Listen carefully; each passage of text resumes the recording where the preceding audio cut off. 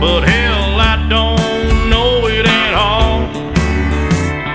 One thing that's certain, and I think old Hank would agree, that sure don't sound like country to me. Well, if it ain't broke, don't fix it. If it ain't Johnny, Merle, or Hank, or Waylon Jennings, if it ain't got that honky-tonk horn like Ernest Tubb had from the start, if it ain't broke, don't fix it.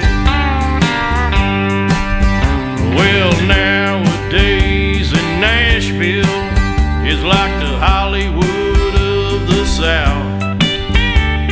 So-called country singers singing songs they know nothing about.